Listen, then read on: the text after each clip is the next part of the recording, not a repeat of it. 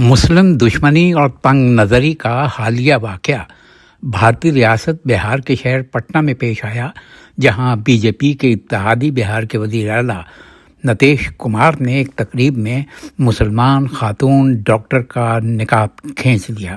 خود بھارتی میڈیا کے مطابق بھارت میں روایتی اور دیسی طریقہ علاج کی وزارت آیوش کی جانب سے آیوش ڈاکٹروں کو ملازمت دینے کی تقریب رکھی گئی، جس میں وزیر اعلیٰ ڈاکٹروں کو تقررنامہ دے رہے تھے۔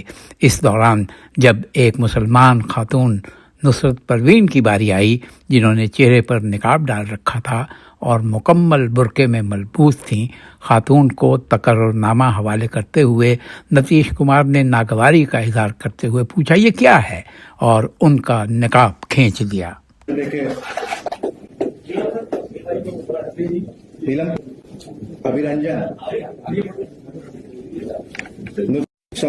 نقاب، حجاب یا کسی بھی لباس کا انتخاب فرد کا بنیادی حق ہے۔ یہ حق مذہبی آزادی، ذاتی وقار اور آئینی ضمانتوں سے جڑا ہوا ہے۔ جب ایک منتخب عہدیدار وزیر اعلیٰ کے منصب پر فائز اس حق کو سر عام پامال کرتا ہے تو پیغام واضح ہوتا ہے: طاقت قانون سے بالاتر ہے۔ یہ طرز عمل خواتین کے خلاف سماجی تعصب کی بڑی مثال ہے۔ ہم سب کو مل کر اس کی شدید شدید شدید مذمت کرنی چاہیے۔